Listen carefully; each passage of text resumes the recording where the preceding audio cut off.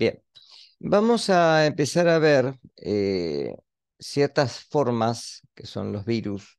Ahora vamos a ver qué condiciones cumplen, cuál es, digamos, el, el aspecto que tienen, ¿sí?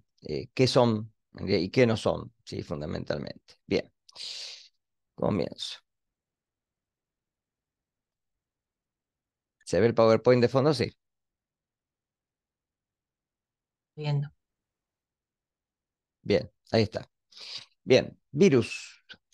Hasta ahora ustedes, en lo que lleva de la materia, ¿sí? Tanto en la parte teórica como en la parte práctica, han visto fundamentalmente todo lo que son microorganismos procariotas, es decir, las formas que uno dice que son a nivel celular menos evolutivas en su metabolismo, en su aspecto, cómo generan su reproducción, ¿sí? Por fisión binaria, etcétera. Y dentro de este apartado, si las comparamos con las células eucariotas, las células que, por ejemplo, tenemos nosotros, las que tienen las plantas, etcétera, ¿sí? O algunos, vamos a ver algunos microorganismos que son también procariotas, eucariotas, perdón, pero que son protozoarios, es decir, que los vamos a ver cuando lleguemos a parásitos, ya al final de esta asignatura. Todas esas células tienen como condición de que necesita una fuente externa para poder, de alguna manera, generar energía y poder generar su propio metabolismo, ¿sí? Desde, por ejemplo, los protozoarios hasta las plantas superiores, ¿sí? Las formas de energía son poder capturar la energía del sol, ¿sí? Las plantas son este estamento de que a través de la luz solar pueden capturar energía y poder sintetizar sus propios nutrientes, o las demás células que utilizan compuestos orgánicos para degradarlos y poder obtener energía. Pero todas estas formas son formas de vida, es decir, tienen como requisito la condición necesaria de poder autorregularse, autorreproducirse y también tener una fase de control en la cual su propio metabolismo hace de que sus moléculas tengan la capacidad de poder estar dentro de un entorno en el cual dentro y fuera de la célula tienen una capacidad de crecimiento y desarrollo hasta la reproducción, ¿sí? Ahora, ¿qué son los virus y evolutivamente cómo han desarrollado esta capacidad infectiva y que hasta hace algunos años, la década del 80, 90, que había esta discusión si los virus eran formas de vida o no? Bien, entonces, antiguamente eran considerados las formas de vida más pequeñas y menos evolutivas que el hombre había conocido, pero luego fueron separados de el entorno celular, es decir, están por debajo de lo que es el nivel de organización celular. No están vivos, no están muertos, no tienen capacidad de autorregularse, de autorreproducirse y de autoconservarse, con lo cual no son células, ¿sí? Ahora, si no son células, ¿qué son? Son formas parasitarias que necesitan un huésped susceptible para poder cumplir con su ciclo viral, ¿de acuerdo? Es decir, no están dentro del entorno celular, están por debajo de esto. Uno los podía clasificar como si estuvieran en el nivel de organelas, por ejemplo. Si ustedes recuerdan la célula eucariota se caracteriza por tener unas organelas o orgánulos que se denominan mitocondrias. Las mitocondrias tienen ADN propio. Se supone, hay teorías, por ejemplo, como la teoría endosimbionte, que profesa esto, de que pueden haber sido células procariotas que en algún momento dejaron, ¿sí?, su independencia celular para pasar a ser parte de una organización mucho más evolucionada, que es la célula eucariota. Ahora, Hay postulados también que dicen que los virus pueden haber sido células que en algún momento perdieron esta capacidad y se orientaron hacia el parasitismo, porque en sí son parásitos intracelulares obligados o estrictos. Esto indica de que justamente un virus, si no tiene una célula huésped o un organismo huésped que le permita cumplir con su ciclo viral, no tienen forma de reproducirse y no tienen forma de aumentar su progenie, ¿sí? Por otro lado, ustedes, por ejemplo, en el laboratorio han visto todo este tiempo que para poder aumentar el número de células procariotas, lo que recurrimos es a medios de cultivo, ya sean naturales o artificiales. En el caso de los virus, no podemos hacer esto. La única forma de poder reproducirlos es mediante cultivo celular, es decir, células que en cultivo pueden reproducir una progenie viral y hacer de esta forma, por ejemplo, las vacunas. Es la única manera que tenemos, ya que son inertes, es decir, no tienen forma de reproducirse. O sea, reproducirse fuera de la célula huésped. Con esto también tenemos que tener en cuenta que si tenemos un virus alojado en un fomite, es decir, en toallas, en cualquier superficie, no tiene capacidad de reproducción. Lo mismo pasa con los alimentos. La carga viral existente en un alimento es siempre la misma, ¿de acuerdo? La podemos disminuir mediante algunos tratamientos, pero no puede aumentar, ¿sí? Al contrario de lo que vimos con bacterias, que las bacterias, si las dejamos un tiempo suficiente y necesario en el alimento, se reproducen. Van a aumentar su número y ya sea que sean patógenas o alterantes, vamos a tener un número mayor que el inóculo inicial. ¿Está claro hasta acá? Ahora, entonces fíjense lo que les puse acá abajo. Necesitan material celular para cumplir con el ciclo viral. ¿Sí? Fíjense que no es el mismo que ciclo biológico, no tiene nada que ver, no son las mismas fases, ya las vamos a ver, ¿sí? Por lo tanto, no son microorganismos, está bien, bien postulado ahí, ¿está claro? No cumple con el concepto de vida, son partículas inertes, ¿de acuerdo?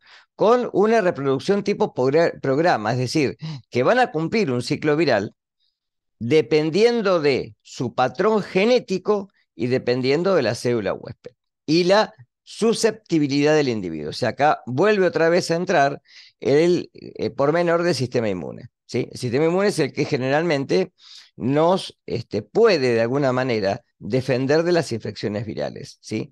Fundamentalmente si hay planes de vacunación.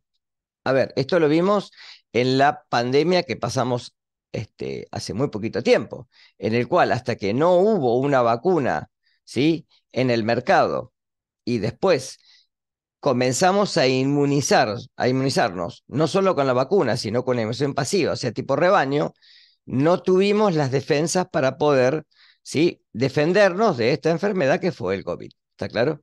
Es decir, que si no tenemos un arma, ¿sí? Que es el sistema inmune para poder defendernos, los virus comienzan a poder infectarnos. ¿Sí? Bien, siempre vamos a hablar de infección, recuerden acá, siempre. Cuando uno habla de patógenos virales, estamos hablando de infección. Bien, entonces, eso es lo que no son. ¿Qué son?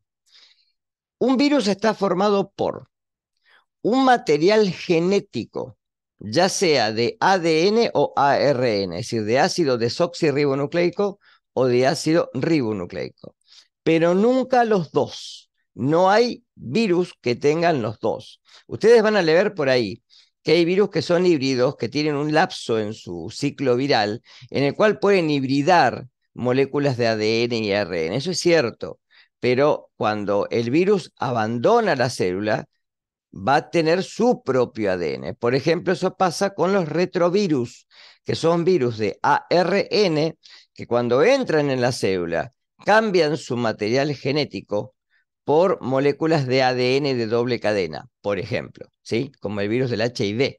Y de esta manera, ¿sí? El genoma que vamos a encontrar en la célula, que puede permanecer en un tiempo enmascarado dentro de la célula y no advertirnos de la infección viral, es un genoma de ADN. Pero cuando el virus se replica, comienza su progenie viral dentro de la célula y se ensambla para poder salir de la célula, el virus va a ser de ADN, de ARN, no de ADN, ¿sí? Vuelve a su genoma original. Y además de su genoma, tienen proteínas que protegen a los ácidos nucleicos de los ataques de las nucleasas, que son enzimas que degradan los ácidos nucleicos, que son comunes en las células y que de esta manera no solo pueden tratar de aprovechar todo el ácido nucleico, por ejemplo el ARN, que está en el citoplasma y que ya no tiene utilidad, y que puede utilizar esos nucleótidos para la síntesis de nuevas moléculas de ARN, sino que también estas nucleasas pueden degradar material genético que no es propio, por ejemplo, el material viral, ¿sí? Con lo cual, estas proteínas lo que hacen es proteger a los ácidos nucleicos del ataque de estas enzimas propias de la célula, que son de alguna manera nocivas para el desarrollo del virus. Y además algunos pueden tener una estructura membranosa por fuera de estas proteínas, como si fuera una membrana celular, y que en realidad lo es, porque es parte de la membrana celular que se lleva el virus cuando abandona la célula. ¿Está claro? Entonces, eso es lo que tienen. Un ácido nucleico, uno de los dos, proteínas que lo protegen de, generalmente, del ataque de estas enzimas, y por otro lado, un sistema de membranas, en algunos, no en todos, que envuelve a esta capa de proteínas, ¿de acuerdo? Por eso vamos a hablar de virus desnudos, los que no tienen membrana, y virus envueltos, los que sí la tienen, ¿sí? Acá tienen algunos ejemplos. El virus del herpes tiene ADN, el virus de la polio tiene ARN, ¿sí? Y por eso les puse acá que ninguno de los virus tiene los dos, ¿sí?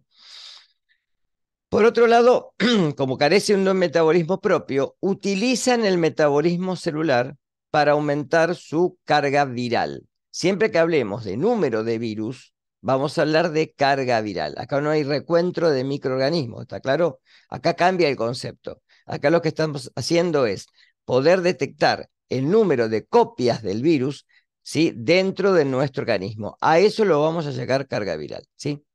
Y como les dije, tiene un sistema de reproducción por programa, que puede estar activo o inactivo. De ahí que vamos a diferenciar entre los virus que cumplen ciclos que son líticos y ciclos que son lisogénicos. Ahora vamos a ver eso, ¿sí? Genoma, fíjense, ADN o ARN, nunca los dos. Nucleocápside, son las proteínas que recubren el genoma y que lo protegen. Y la cápside es la cubierta generalmente externa. ¿Qué es la cubierta? Que también tiene capacidad antigénica.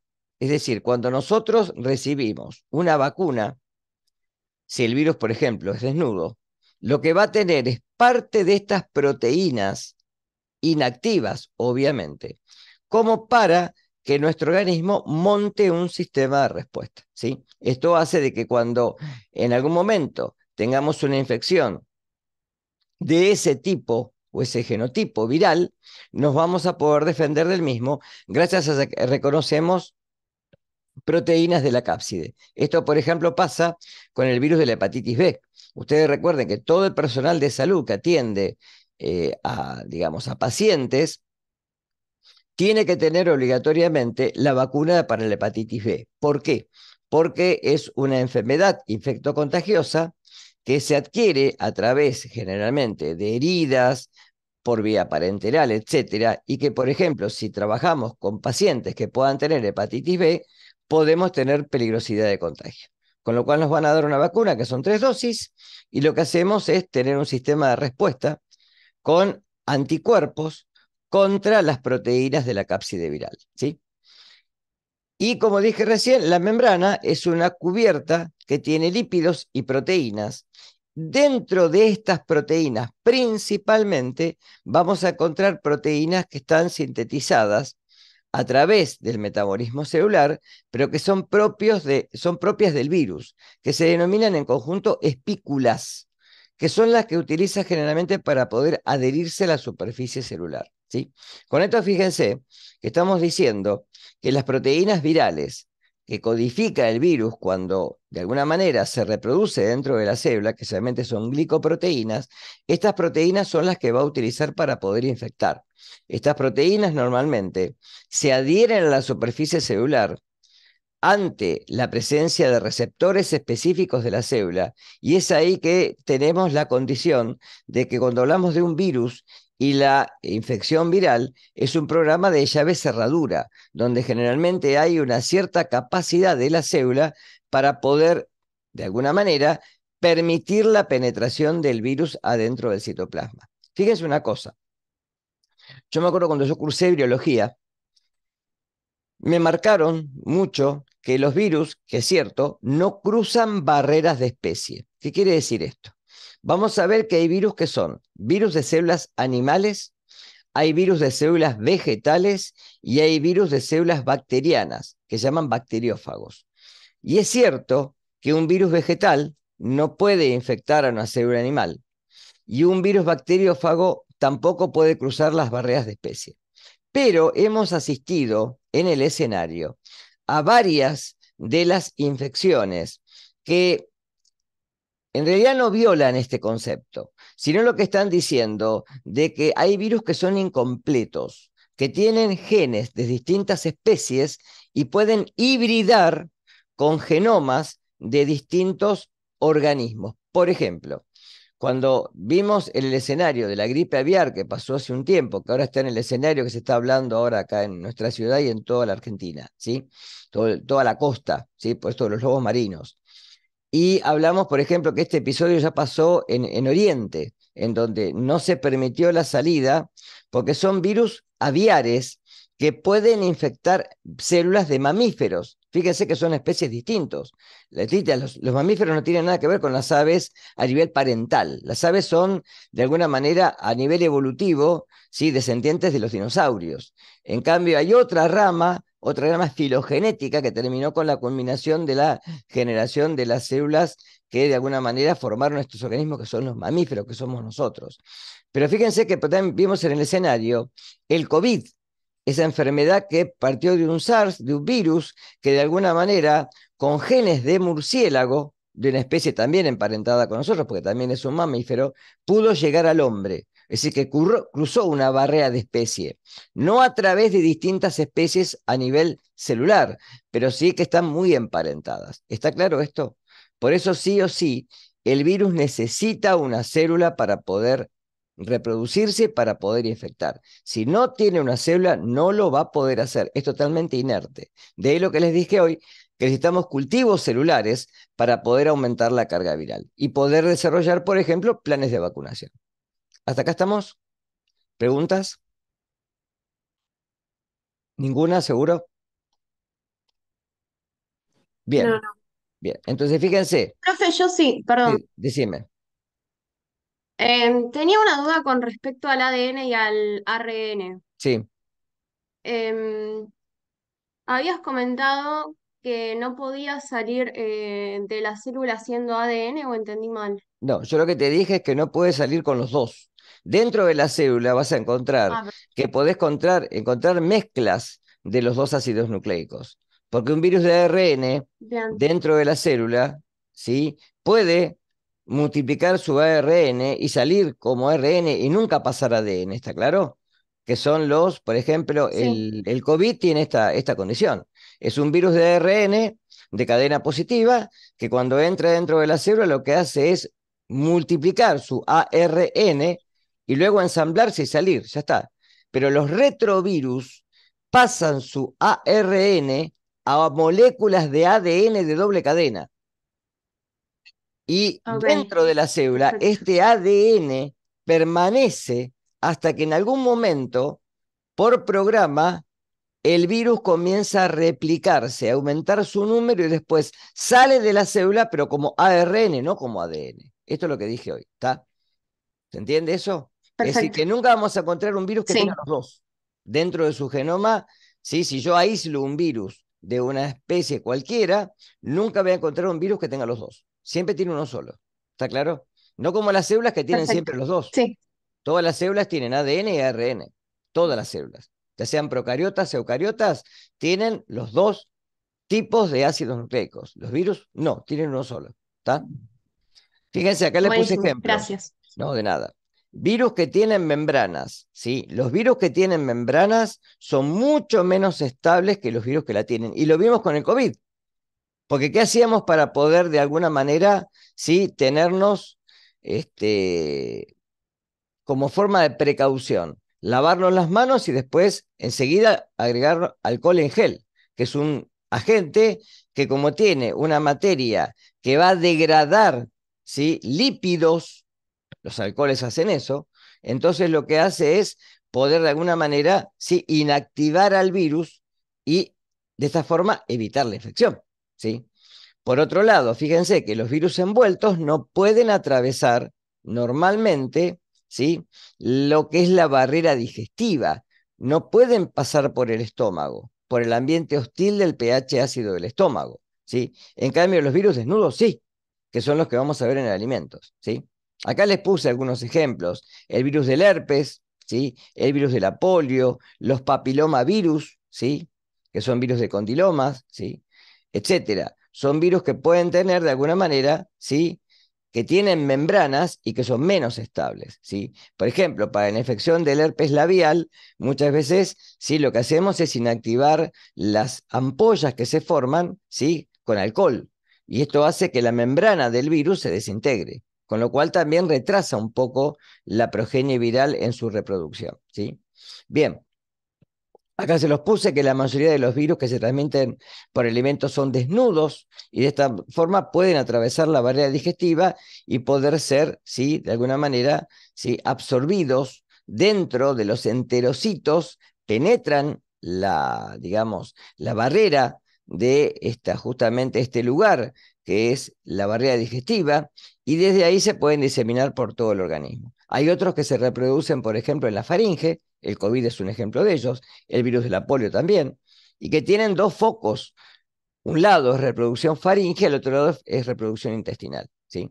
Entonces, una vez que llegaron al organismo, lo que hacen es diseminarse, invadir órganos, y algunos tienen tropismos, es decir, van a dirigirse directamente a algunos órganos.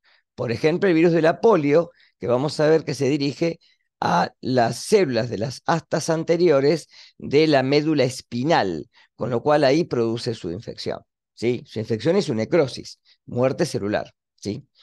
La envoltura que generalmente tienen los virus es ni más ni menos la membrana celular que envuelve al virus cuando se retira de la célula, ¿sí? Y de esta forma, este envelope, esta envoltura, lo que hace es protegerlo también del ataque de ciertas proteasas que puede haber en el citoplasma, ¿sí?, y que luego pueden estar también en el extracelular, ¿de acuerdo? Clasificación. ¿Cómo los podemos clasificar? Las formas de clasificación más antiguas son por el tipo de organismo que puede infectar. Por eso hablamos de, cuando hablamos de hospederos u organismos, hablamos de bacterianos, animales y vegetales. Esa es la forma más común de clasificarlos, ¿sí? La más antigua. Luego podemos verlos también según la forma. ¿Y esto por qué es? Porque de alguna manera, gracias a la microscopía electrónica, uno puede tratar de poder descubrir, ¿sí?, dilucidar cómo es la forma del virus. Y acá vamos a hablar de virus que son icosaédricos, virus helicoidales, y que de estos pueden ser desnudos y envueltos, carentes o no de membrana, ¿sí? Y también la última clasificación, y esto piensen que, ojo, estamos hablando de evolución de la ciencia. Primero dijimos, el huésped que infectan.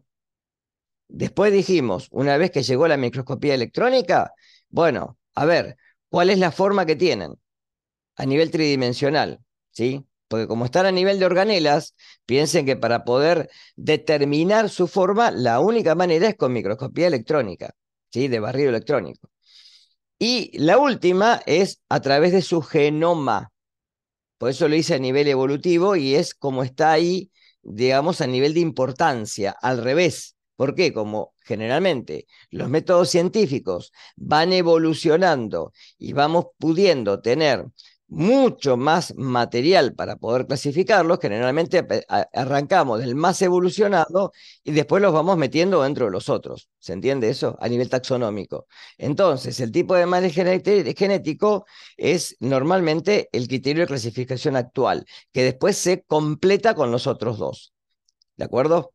El tipo de material genético tiene que ver cómo es su material genético. Ustedes van a decir, ¿y es de ADN o ARN? Sí, pero puede ser de ADN, de cadena simple, de cadena doble, puede ser circular, puede ser de ARN, que puede ser digamos, de cadena simple, de cadena doble, por segmentos, etcétera. Entonces, hay mucha variabilidad y biodiversidad en este tipo de conceptos. Entonces, fíjense que, por ejemplo, la clasificación hace de que sea o virus que tienen una sola hebra, que puede ser de ADN, de ARN, puede ser de ADN de doble cadena circular, puede ser una molécula de ARN de doble cadena, etcétera, ¿está? Con extremos que son cohesivos, con extremos romos, ¿sí? Hay distintos tipos de genomas que vamos a encontrar dentro de todas las estirpes virales, ¿sí?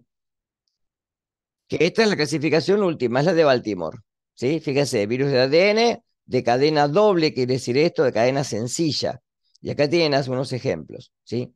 Virus de ARN de cadena doble, de cadena simple positiva o negativa. Esto va a depender si el mismo ARN se utiliza para sintetizar las proteínas como si fuera un mensajero, o esta molécula tiene que pasarse a una cadena, ¿sí?, de ARN de cadena distinta para poder servir como, de alguna manera, material para la síntesis de proteínas virales, ¿sí? O virus con transcripción inversa o de transcriptasa reversa, es lo mismo, que son virus que, como les dije hoy, no es que tengan los dos, pero que en algún momento en las células vamos a encontrar material genético de los dos, ¿sí? Pero siempre son de ARN o de ADN, nunca de los dos. ¿Está claro eso? Acá tienen la forma que les dije hoy. Icosaédricos, ¿sí? Sin envoltura, helicoidales como el virus del tabaco, virus del mosaico del tabaco, icosaédricos con envoltura, y estas son las puntas glicoproteínas que vamos a encontrar, que son específicas del virus, que utiliza para infectar, ¿sí? Y que normalmente se denominan espículas, y son las que utiliza el virus para poder adherirse a la célula, ¿sí? Fíjense, viriones icosaédricos sin envoltura. ¿Qué quiere decir icosaédricos? Son como cristales que tienen varias, ¿sí?, aristas y varias formas que hace de que esto pareciera como si fuera, ¿sí?, un diamante, en el cual lo que veo a través de la microscopía electrónica es estas formas cristaloides que me dan la idea de que estos virus, obviamente, al ser desnudos o envueltos, tienen una estructura geométrica muy particular, ¿sí? Los helicoidales tienen forma de hélice, el virus del mosaico del tabaco, como dije recién, es uno de estos, y normalmente estas formas son las que vamos a encontrar que a través de los mecanismos de infección conservan siempre la misma naturaleza y no la pierden, ¿sí? Los virus que tienen envoltura son los que normalmente se envuelven con esta parte de la membrana celular cuando, como dije hoy, se retiran de la célula, ¿sí? Acá los tienen, ¿ven? Estos que están acá a la izquierda son virus de ADN, que se denominan generalmente adenovirus, ¿sí? Como el parvovirus canino, por ejemplo, ¿sí? Que causa la infección generalmente en cachorros y que los puede llevar tranquilamente a un desenlace fatal, ¿sí? Es un virus muy agresivo a nivel de las razas de perros. Los adenovirus, que generalmente pueden causar infecciones en humanos. También tenemos, por ejemplo, virus de RNA, como los retrovirus o los reovirus o los picornavirus, que son los más chiquitos de todos, ¿sí? Y estos que están hacia la izquierda de la filmina, ¿sí?, son virus helicoidales, algunos virus como estos que están acá, que son bacteriófagos, ya los vamos a ver después, que son virus que infectan únicamente bacterias y que el hombre a través de estos virus, aunque les parezca mentira, ha logrado saber mucho de los organismos bacterianos a través de lo que es mecanismos de clonación, ya que si uno puede reprogramar estos virus para que infecte una estirpe celular bacteriana, le puede dejar a esa célula ciertas proteínas que luego utiliza para controlar el metabolismo bacteriano, ¿sí? Es así como, por ejemplo, tenemos cepas de bacterias que han acuñado una cantidad de ADN. Si ustedes recuerdan lo que vimos cuando llegamos a Escherichia coli entero-hemorrágica, dijimos que esta bacteria tenía verocitotoxinas, que estaban dadas ancestralmente por estos virus que han infectado a estas especies de Escherichia coli y que les han dejado en su genoma la producción de estas toxinas que son las que generan la patología en sí, como el síndrome urémico hemolítico. ¿Está claro?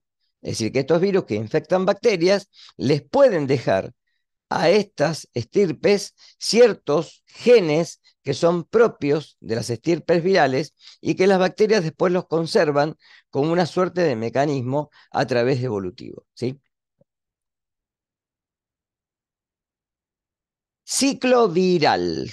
Muy importante porque en todos los finales aparece esto y aparecen los parciales también, ¿sí? ¿Qué es el ciclo viral? Cuando un virus infecta a una célula o un organismo que es de alguna manera específico, o sea, que es un huésped susceptible, tiene que atravesar todas estas etapas, ¿sí? Para poder infectar.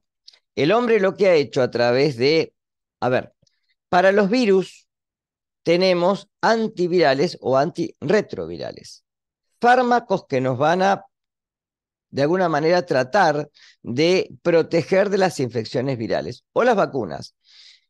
Pero, por ejemplo, si yo tengo una infección viral y por una cuestión de automedicación consumo antibióticos, no va a pasar nada, ¿sí? Ustedes van a decir, pero yo tuve una gripe y terminé tomando antibióticos. Sí, ¿por qué? Porque generalmente la infección viral lo que hace es disminuir las defensas y cualquier patógeno oportunista con rápido metabolismo, como un neumococo, por ejemplo, puede causar una neumonía bacteriana. Por eso que se suministra antibiótico cuando ante una infección viral puede también socavar una infección bacteriana. ¿Está claro?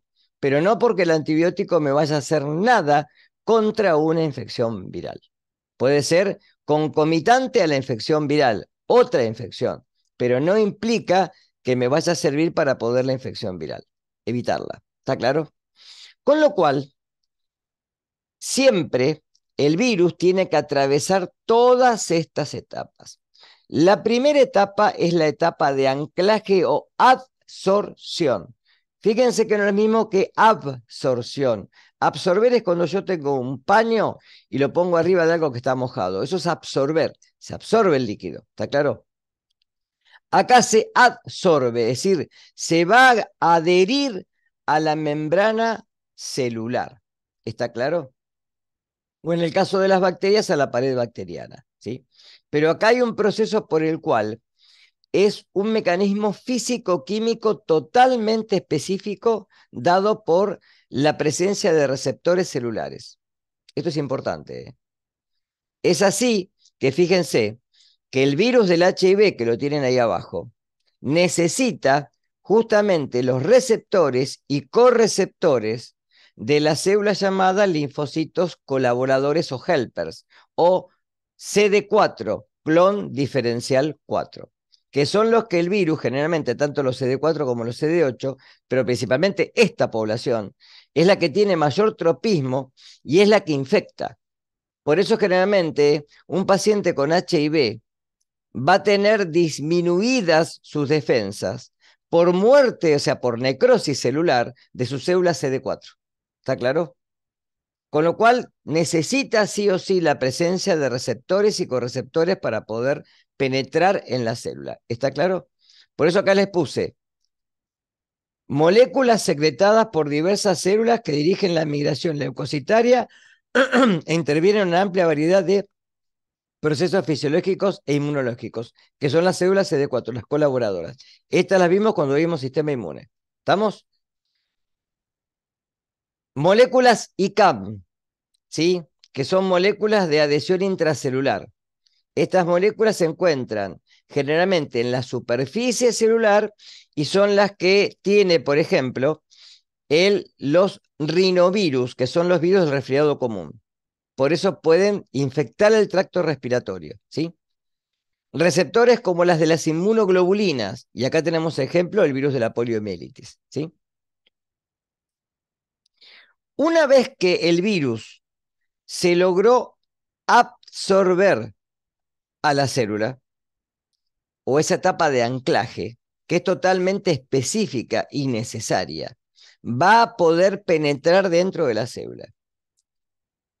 ¿Cuáles son los mecanismos? Un mecanismo común es la endocitosis, en donde el virus se absorbe a la membrana y la membrana se invagina como si fuera una fagocitosis, se forma un fagosoma y luego el virus se puede denudar dentro del citoplasma.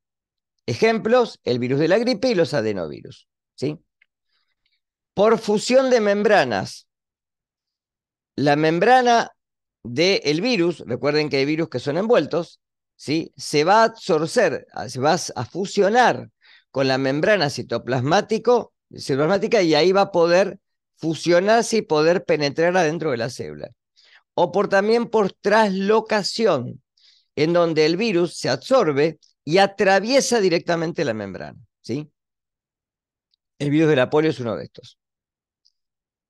Por eso hablamos de fusión, donde el virus se fusiona por los componentes, que también se habla de profusión, y generalmente está dado por virus con envoltura, o por endocitosis o viropexis, esto lo van a encontrar en los libros, donde se forma, como dije recién, un fagosoma, y ahí puede penetrar en la célula y generalmente es utilizado por los virus desnudos. Y acá le puse algo que está muy actualizado. Se acepta en la actualidad que los virus desnudos pueden entrar a la célula por traslocación o por endocitosis, y mientras que los virus envueltos entran por endocitosis o por fusión. ¿Está claro? Es decir, que generalmente uno puede definirlo esto como dos mecanismos principales, que va a depender ni más ni menos si el virus es desnudo o es envuelto. ¿Está claro? Ahora, acá tienen dibujitos, filminas como para poder verlo.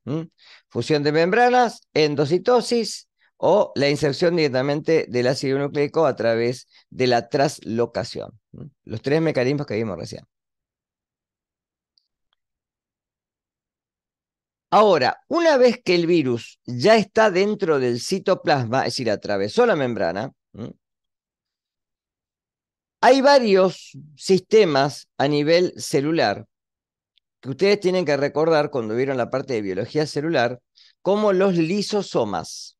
Los lisosomas son orgánulos que tienen la capacidad de tener enzimas hidrolíticas.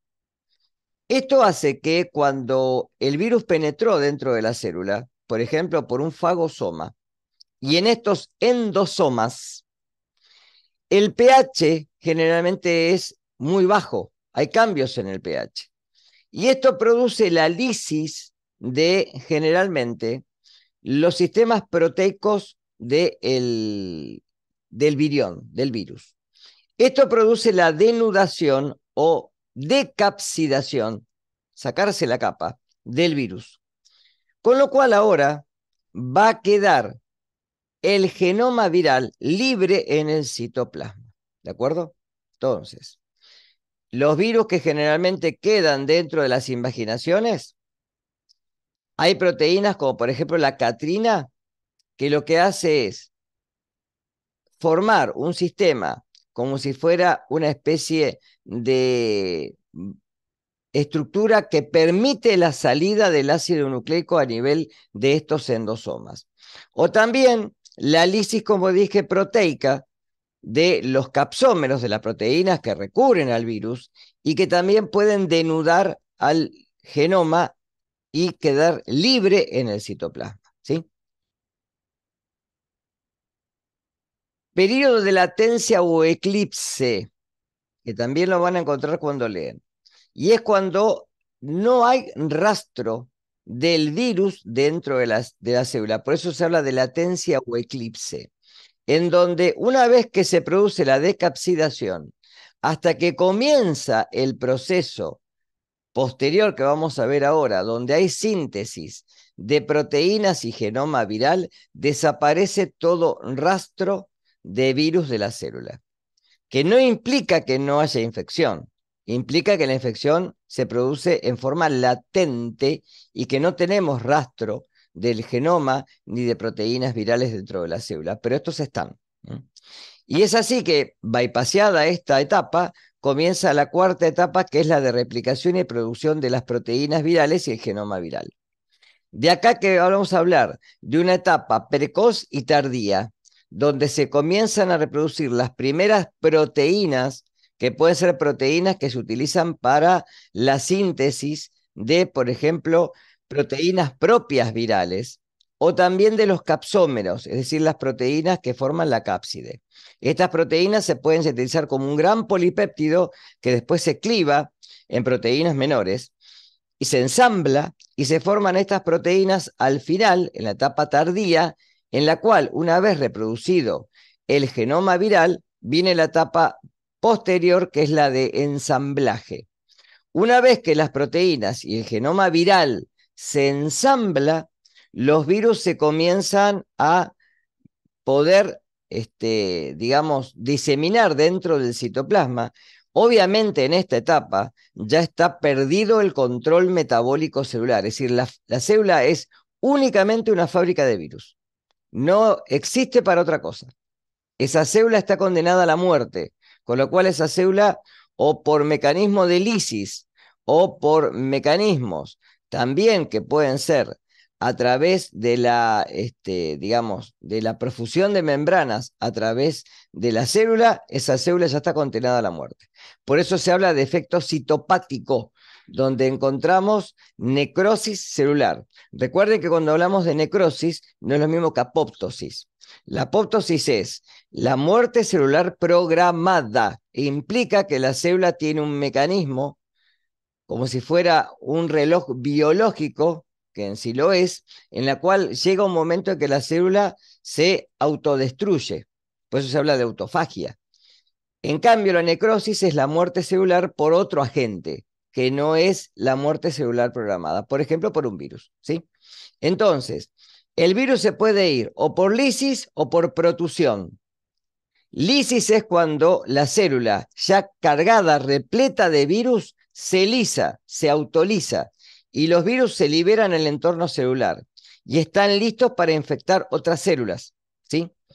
O por protusión, es decir, el virus se pega a la membrana y se la lleva como una capa, y de esta forma esos son virus envueltos, en los cuales ahora, por cualquiera de los dos mecanismos, la infección se va a diseminar a través de todo el organismo y tenemos generalmente un tiempo en el cual la infección comienza y termina, que depende del genoma y del estirpe viral, no depende de otra cosa. Ahí les puse abajo que los virus no se multiplican en los fomites, en cualquier sustancia, ¿sí? Que sea inorgánica, ¿de acuerdo? Y que tampoco se va a multiplicar en los alimentos, ¿sí? Pero la dosis infectiva es muy baja. Fíjense, de 10 a 100 viriones, generalmente, por gramo o por mililitro de alimento, son suficientes y necesarios para provocar una infección. Obviamente acá también depende, y es una condición sumamente necesaria, qué es lo que pasa con el estado susceptible del individuo, que va a depender si puede ser proclive a poder infectarse o no. Fíjense que nosotros cuando habíamos hablado del COVID, ¿sí? A nivel de la jerga cotidiana, hablábamos del paciente asintomático, que eso no quería decir que no tuviera el virus, el SARS, dentro de su organismo. Lo que quería decir que no manifestaba la enfermedad que era el COVID. ¿Sí? La patología se denomina COVID, ¿sí? Entonces, es un paciente que tiene el virus en su sistema, que no manifiesta síntomas, pero que sí puede contagiar. ¿Estamos? Entonces, vamos a ver con la hepatitis, por ejemplo, que en el periodo de convalecencia, el paciente no manifiesta síntomas ya, pero todavía puede eliminar viriones, todavía puede infectar a otro individuo. ¿Está? ¿Preguntas hasta acá?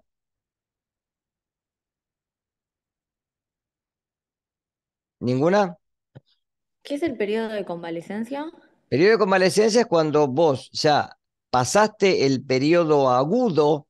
Las infecciones virales generalmente la mayoría son agudas. ¿Qué quiere decir? Que la infección comienza. Se van a desarrollar los síntomas clínicos o periodo prodrómico, ¿sí? Y cuando ya el paciente se recupera, tenemos lo que se llama el periodo de convalecencia. Ese periodo es en el cual el paciente puede eliminar virus, porque todavía lo tiene en su sistema, pero no manifiesta síntomas clínicos evidentes. Fíjense que, por ejemplo, en el caso de la hepatitis, si ustedes hablan con una persona que tuvo hepatitis hace 50 años atrás, le va a decir que lo dejaron en cama durante 20 días, estuvo un mes y algo, 40 días sin salir de su casa, ¿sí? Y sin embargo, hoy en día, la hepatitis se cursa mucho más levemente, ¿sí? Sino que el paciente sí tiene que estar aislado, pero está aislado porque realmente para que no contagie a los demás, nada más, no por otra cosa. Fundamentalmente si es hepatitis A, estamos hablando, ¿eh? La hepatitis B se transmite por vía parenteral y la hepatitis C también. Entonces, generalmente cuando hablamos de hepatitis A, que es la que se transmite por alimentos, es la que vamos a ver, es la que generalmente vamos a tener en este caso. Y vamos a ver que hay tres etapas, la etapa preictérica, ictérica y posictérica. Generalmente la posictérica es la de convalecencia. ¿Sí? Vos tenés gripe, por ejemplo, ¿sí? Tuviste toda la sintomatología, ¿sí? Los síntomas rinofaringios, podés tener también expectoración, porque hay generalmente ciertos procesos en el cual puede haber cierta mucosidad atrapada en el sistema respiratorio, etcétera. Tuviste fiebre, etcétera. Cuando se te pasaron todos los síntomas, todavía estás convaleciente, que no quiere decir que estés todavía con la infección viral, pero todavía tenés algo de, ¿sí? de cierta particularidad que quedó producto de la enfermedad, como por ejemplo debilidad, astenia, dinamia, etcétera. ¿Está claro esto? Eso es convalecencia. ¿Se entendió? Sí, gracias. Bien. Ahí tienen el efecto citopático.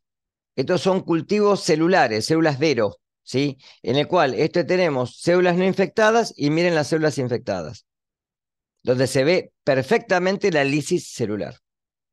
Por eso recuerden que esto es únicamente con cultivos celulares, únicamente. No es con medios ni naturales ni artificiales, no. No sirve lo que vieron ustedes en el laboratorio para los virus, solamente para las bacterias o también medios para hongos, ¿sí? Que vamos a verlos a continuación en el capítulo ya de la otra semana, ¿sí?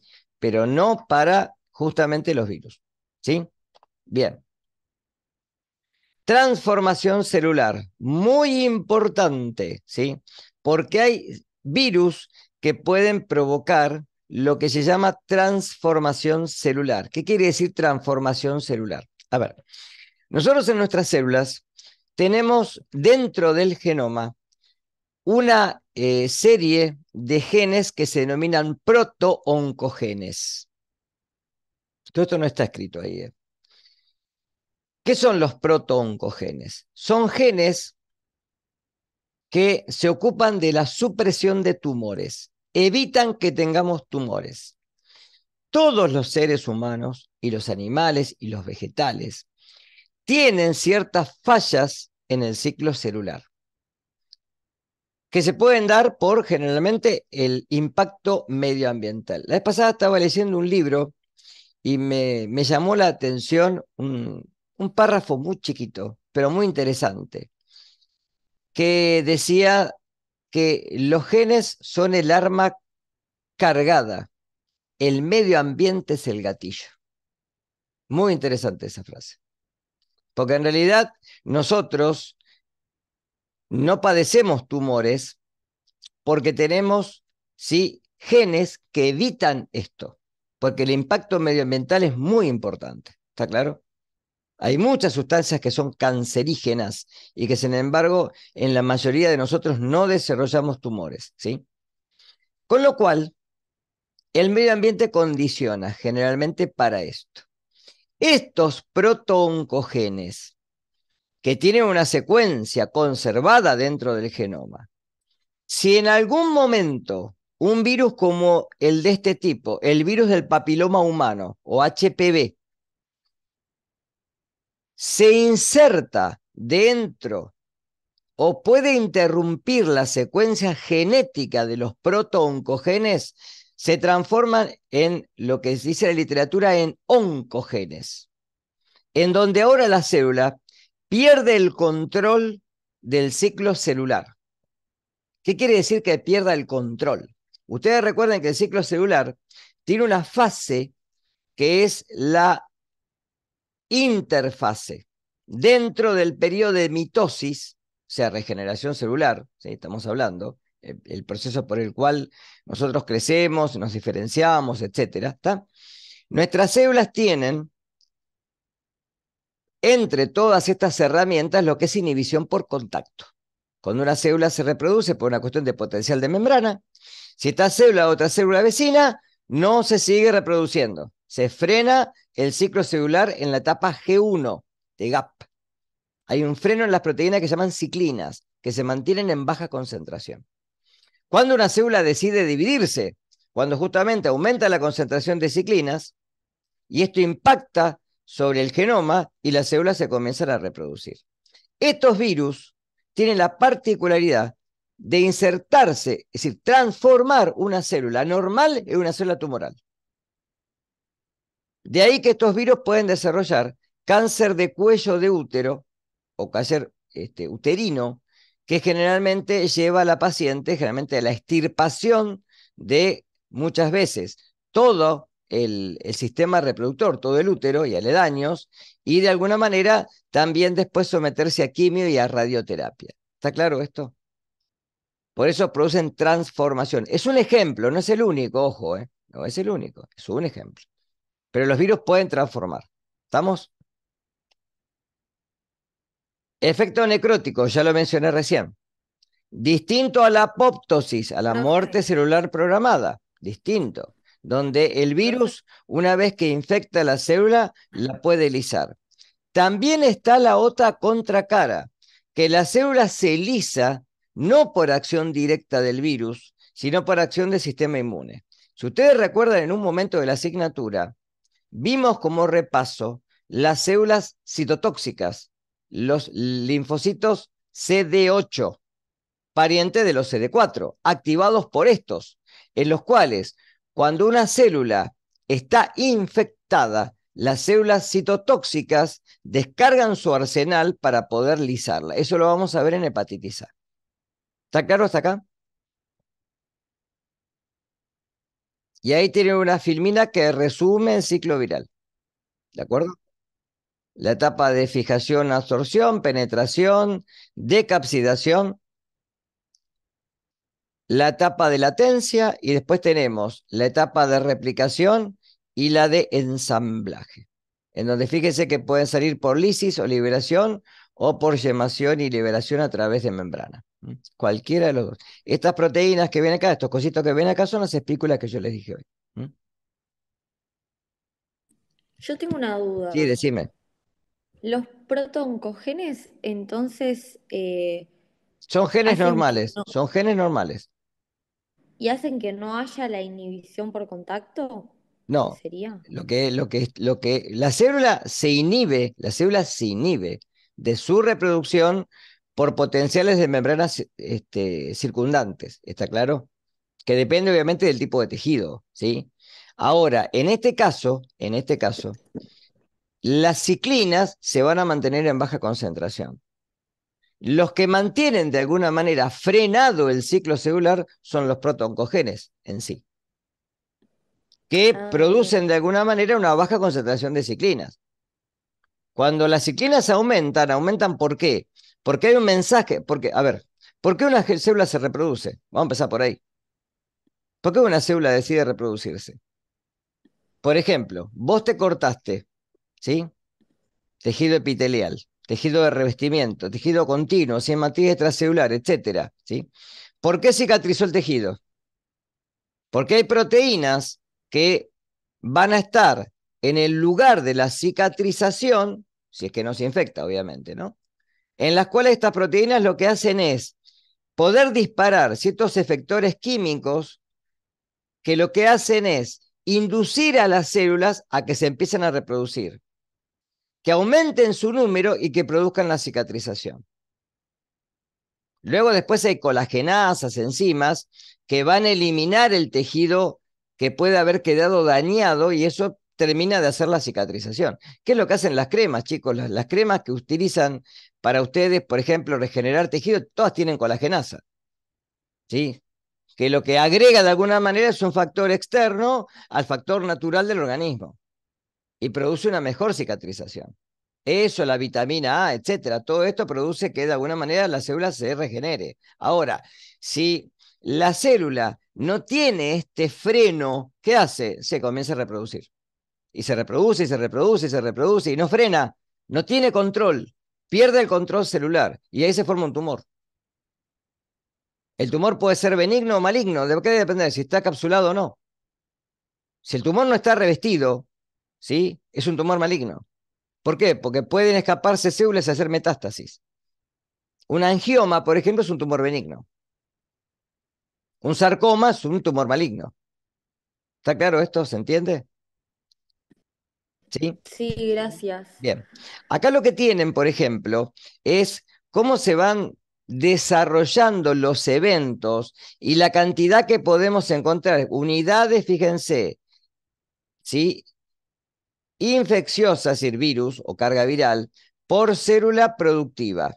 Y viene como empieza a aumentar en forma exponencial a medida que tenemos de alguna manera, ¿sí? Partículas vilares que primero no se veían y después comienza a ver de alguna manera la presencia de virus extracelulares que comienzan a aparecer luego del periodo inicial, en donde aumentan su número progresivamente. ¿Está? Esto es lo que llamamos actualmente carga viral. Acá tiene lo mismo, ¿ven?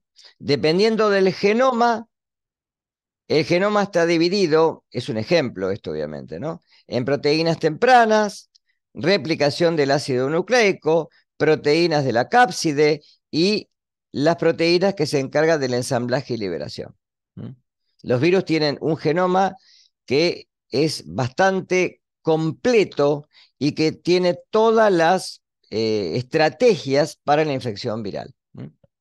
Por eso, a medida que pasa el tiempo, estos genomas se comienzan, de alguna manera, a traducir en proteínas, y esto hace de que una vez que el virus penetró, se dé la etapa de eclipse, la etapa de maduración, en donde ya aumenta la carga viral y en donde ya tenemos mayor cantidad de células infectadas. Acá tienen las espículas que yo les dije, que son las proteínas que van a producir la protusión, que se adhieren a la membrana y luego cuando el genoma viral y la cápside se acoplan en conjunto, se produce la liberación de los viriones, partículas virales con capacidad infectiva. Acá tienen lo mismo. Son distintas filminas para que vean exactamente lo mismo. Los efectos, la muerte celular, el efecto citopático que dijimos, ¿sí? Por ejemplo, los virus respiratorios destruyen el epitelio respiratorio. El virus de la polio, como dijimos, destruyen las células del cuerno anterior, desde las astas de la médula espinal, por eso puede producir parálisis motora, ¿m? O algún escaso efecto directo. ¿M? Algunos producen escasa muerte celular. ¿M? El virus de la hepatitis B, por ejemplo, no causa daño, eso se los dije hoy. El daño lo produce generalmente la respuesta inmunitaria del huésped sobre la célula infectada. Si los hepatocitos se destruyen por el propio sistema inmune, no por el virus. La transformación celular, se las mencioné recién. El Human Papilloma Virus, el virus del papiloma humano. El virus de la hepatitis B puede traer hepatocarcinoma, cáncer de hígado. El virus de la hepatitis C también. El virus del Epstein-Barr, ¿sí? Que trae linfomas. y el virus de la leucemia de células T, que es el virus del HIV, que puede traer la muerte de células T en el adulto. Ahí tienen los bacteriófagos que les dije hoy, virus que infectan bacterias, donde tienen una cabeza, un cuello y una cola, y las espículas y estas fibras que lo que hacen es adherirse a la bacteria y poder inyectar, esa es la palabra, su ácido nucleico, como si fuera directamente una jeringa con una aguja hipodérmica, exactamente igual. El bacteriófago lambda generalmente es uno de los más conocidos junto con el T7, los dos. Ahí tienen cómo el virus se adhiere, se absorbe directamente en este caso a la pared bacteriana, recuerda que tienen pared. ¿Qué tipo de célula es esta? ¿Gran negativa o gran positiva? Por lo que ven en la filmina, a ver, la que estamos repasamos.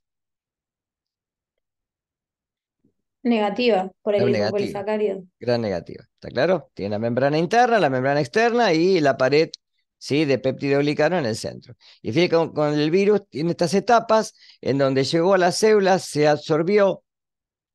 Y una vez que por medio de receptores se acopló a la membrana externa, inyecta su ácido nucleico dentro del citoplasma.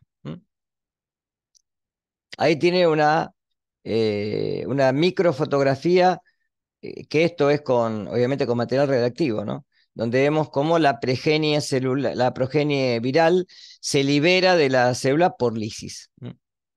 Con esto tenemos dos tipos de mecanismos, importante porque también esto es parte de la infección viral. Tenemos, un cachito, los ciclos líticos y lisogénicos. ¿Qué son?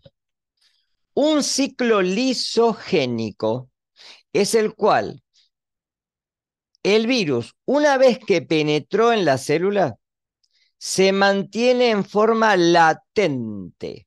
Por ejemplo, el virus del HIV tiene esta característica, en donde una vez que penetró a través de la célula, lo que hace es mantenerse dentro del genoma y se inserta dentro del genoma y ahí permanece latente.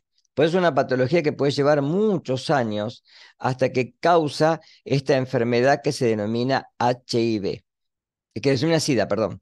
El virus de HIV, la patología es SIDA, síndrome de inmunodeficiencia adquirido. Es decir, un paciente puede tener HIV, pero no tiene SIDA. ¿Cuándo tiene SIDA? ¿Cuándo manifiesta este síndrome? Cuando aumenta su carga viral y se va a invertir el cociente CD4-CD8. Es decir, la población CD4 cae abruptamente. El paciente ya no tiene defensas. Por eso se inmunodeprime, ¿está claro? Y ahí pasa del ciclo lisogénico al ciclo lítico, donde el virus ya comienza a disminuir la población de CD4 porque lisa las células CD4. ¿De acuerdo con esto? ¿Sí? Entonces, ciclo lítico es como si fuera un periodo en el cual el virus no aumenta su progenie dentro de las estirpes celulares que hay en el organismo.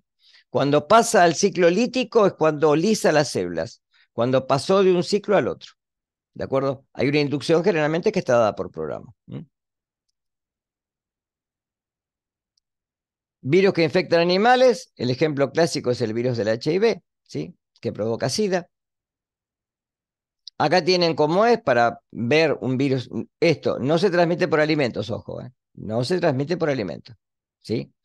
Pero es interesante ver cómo es a través de todo lo que vimos hasta ahora las características del virus. Fíjense que tiene proteínas que son de la cápside y que atraviesan la membrana externa, ¿sí? Estas proteínas que están, obviamente, o sea, este virus está todo secuenciado, se lo conoce muy bien, pero fíjense que hasta ahora históricamente no pudimos conseguir vacunas contra este virus, ¿sí? Esto es una patología que data de los años 80 prácticamente, 1980 comenzó esta enfermedad, que después fue pandemia a nivel mundial y lo sigue siendo, obviamente. Esta no es una enfermedad que desapareció del planeta Tierra, al contrario.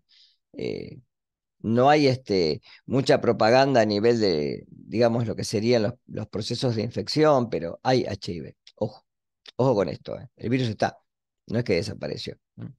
Y tenemos después, dentro del virus, unas proteínas muy interesantes, como una de ellas, la transcriptasa reversa. Esta enzima lo que hace es poder retrotranscribir, si transcripción inversa, de moléculas de ARN a moléculas de ADN. Oh, se me fue el... Ahí está. Viene una cosa muy interesante para que lo tengan a nivel, digamos, de conocimiento, ¿no?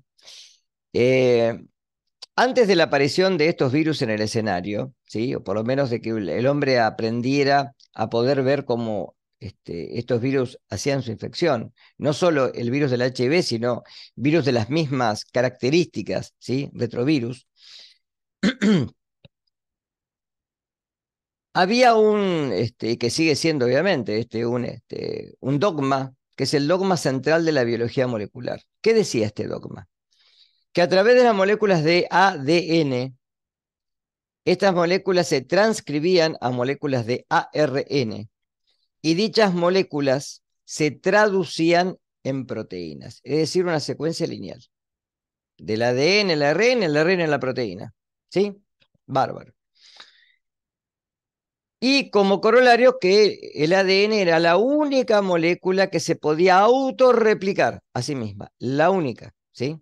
Después aparecieron, yo antes daba en la materia esto, después lo saqué porque ya no están en el escenario los priones, que eran proteínas que se podían replicar a sí mismas, ¿sí? Que es la enfermedad de la vaca loca. Cuando aparecen estos virus en el escenario, este virus tiene una vuelta de tuerca, que ahora el ADN se transcribe a moléculas de ARN. Estas se traducen en proteínas, pero que el ARN se puede retrotranscribir en ADN, cosa que hasta ahora violaba ese principio, obviamente. Y el hombre empezó a trabajar con estas enzimas, aunque les parezca mentira, para poder hacer clonación. Y es así como a través de una proteína uno puede hacer la síntesis de ciertos, ¿sí?, polinucleótidos de ARN, en los cuales uno puede retrotranscribir estos y fabricar sondas de ADN. Sondas son como buceadores, en donde uno puede bucear dentro del genoma, y es así como se descubrió el gen de la insulina, ¿sí? Y todos los genes mapeados del genoma humano y de distintas especies. Es decir, el mecanismo se utiliza justamente para poder hacer clonación, ¿m? Y para poder descubrir dónde están los genes y cuáles son las proteínas que pueden sintetizar a través de la transcripción de ARN mensajeros. ¿Quedó claro esto? ¿Sí? Bien. Después vamos a ver un videíto de esto para cerrar un poquito el tema. Acá está la lactasa reversa.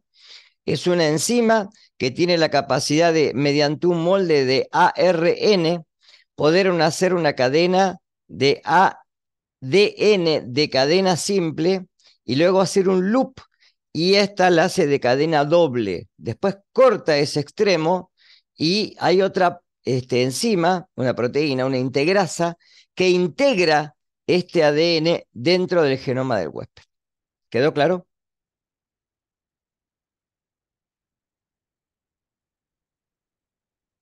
¿Qué hora es?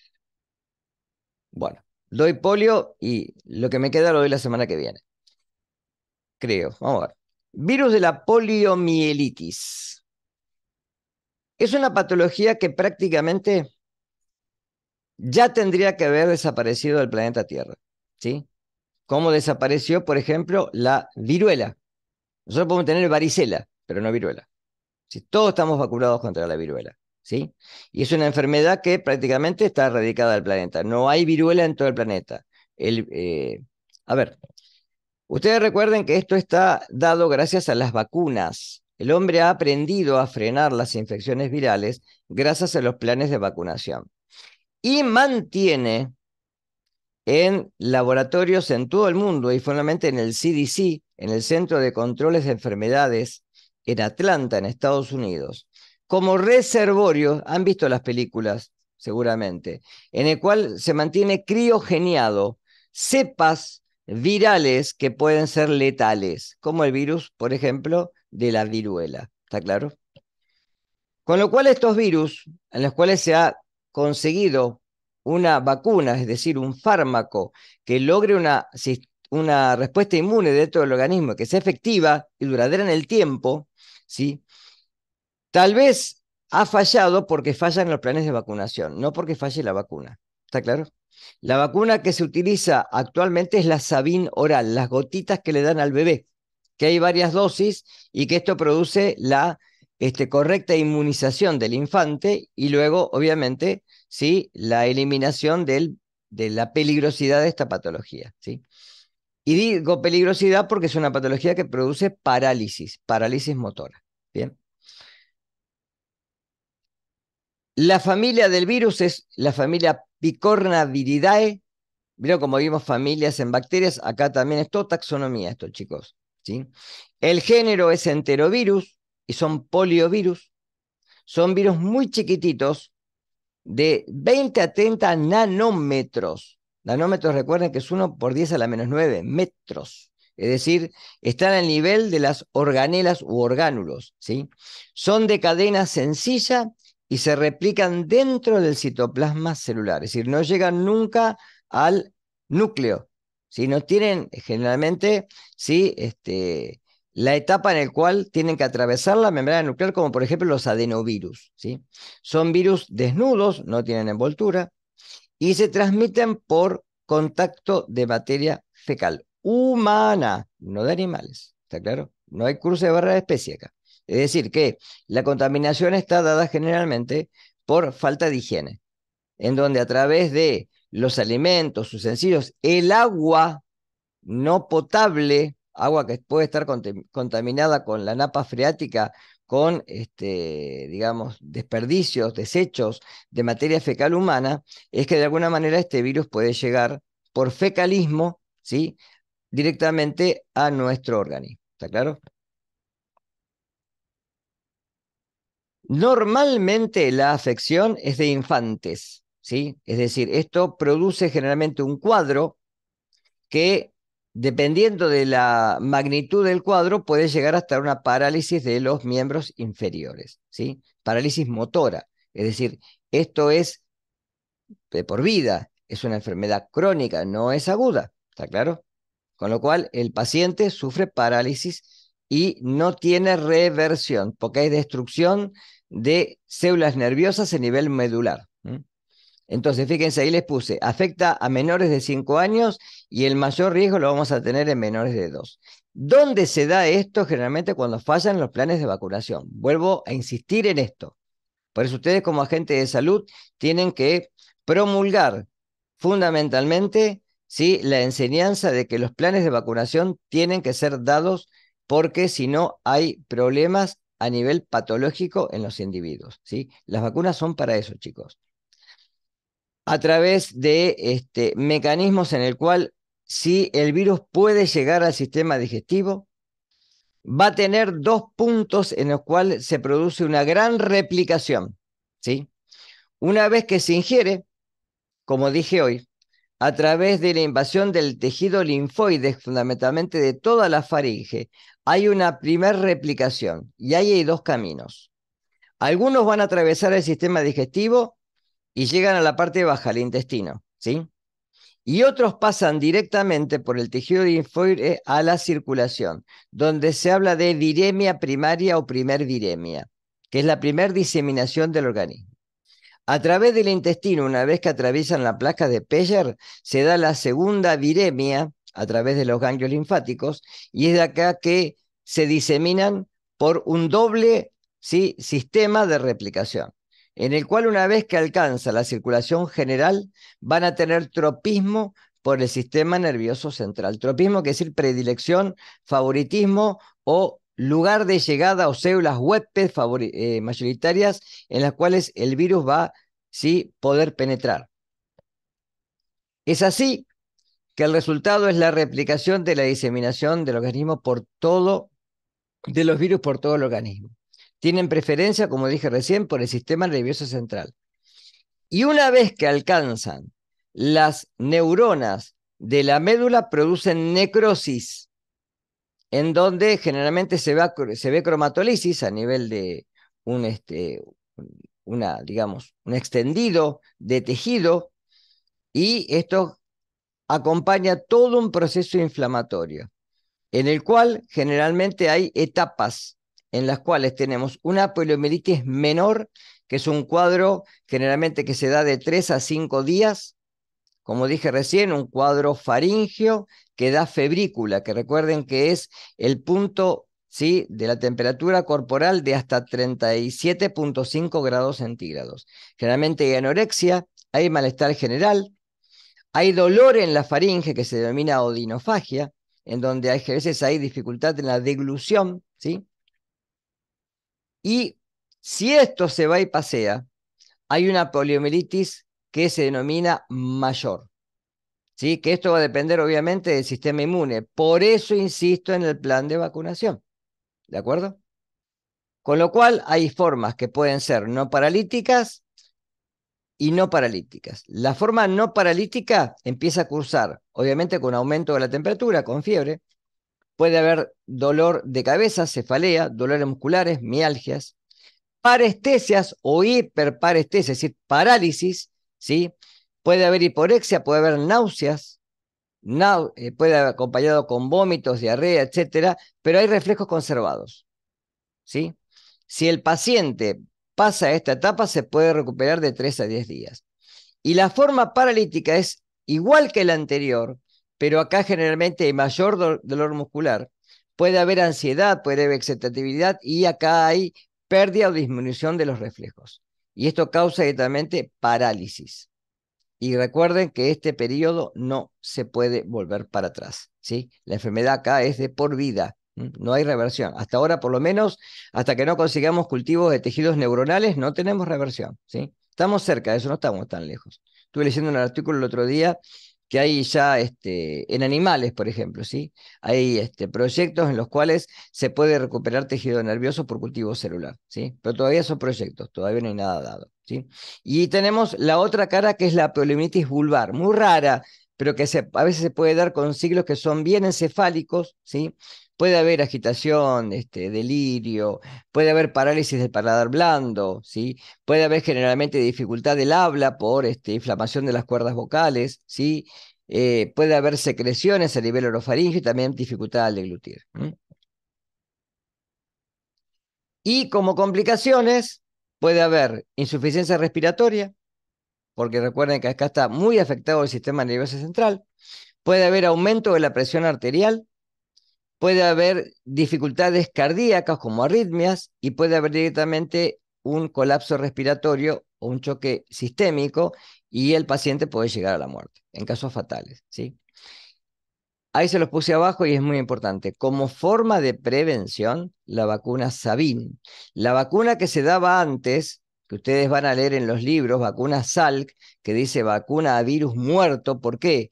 Porque esa leyenda que ustedes van a encontrar está dada de las primeras vacunas en las cuales todavía se consideraba a los virus como microorganismos, ¿sí? Hoy en día se dice vacuna Salk a virus atenuado.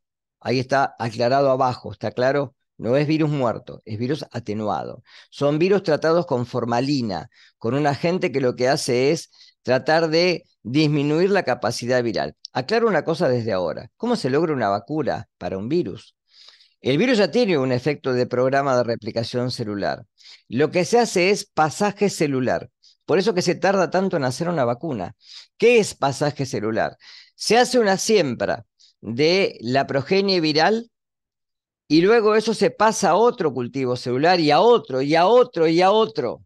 Con lo cual después, por inoculación en bioterios en animales, se ve que a medida que voy haciendo esto, voy evitando la infección.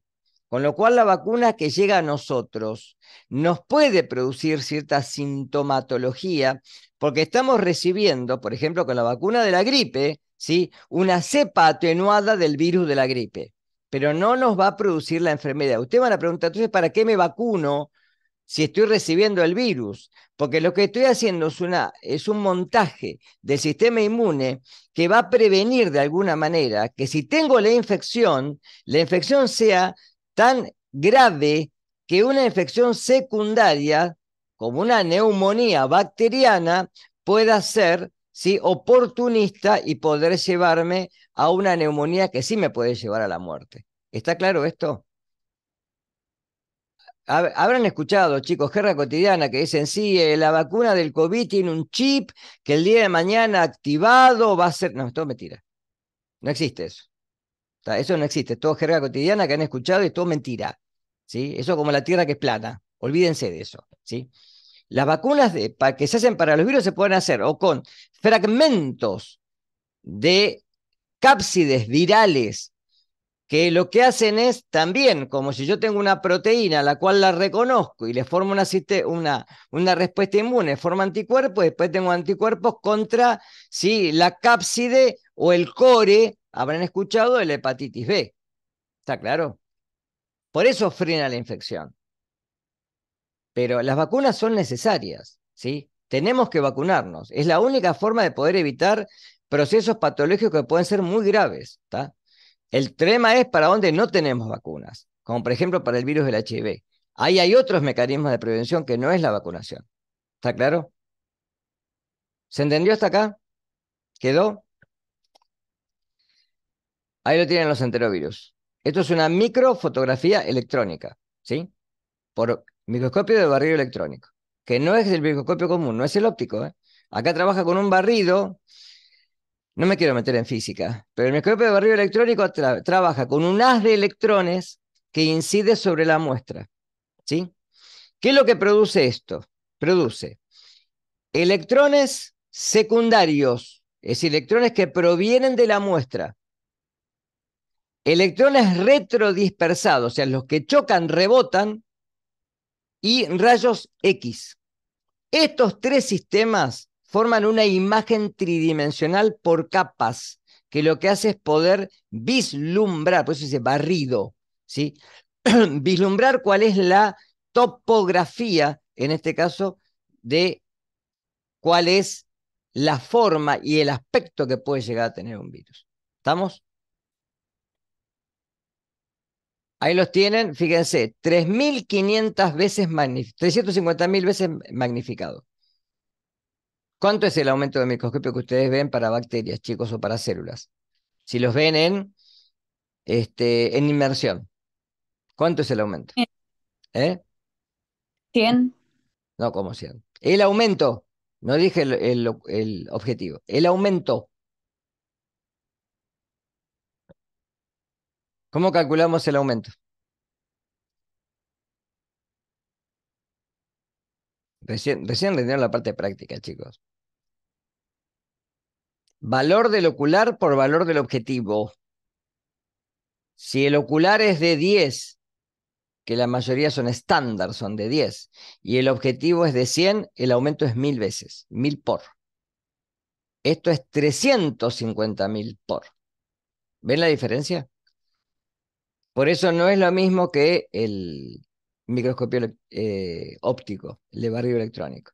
Y estos son cristalografías de rayos X, que es el mismo recurso que se utilizó para poder dar la forma espacial de la molécula del ADN. Si ustedes ven esa foto tan conocida de Watson y Crick, que están con el lapicito mostrando en esa hélice los nucleótidos, los peldaños, eso se hizo por cristalografía de rayos X. Rosalind Franklin fue la radióloga, ¿sí?, que lo que hizo fue las cristalografías de rayos X del ADN y a la cual le robaron el trabajo. Después la nombraron, pero los padres del ADN son ellos dos. Bien, hasta acá.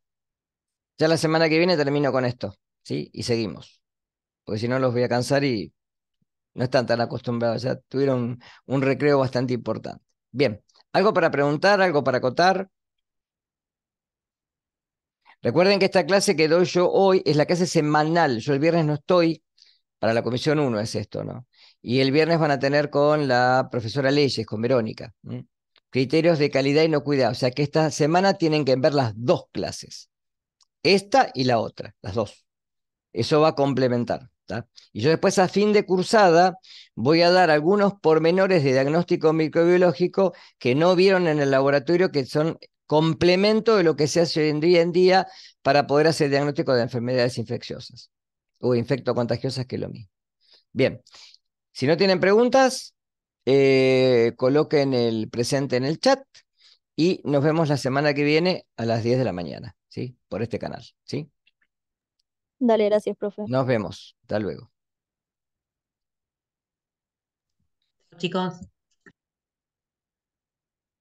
Se está yendo ya.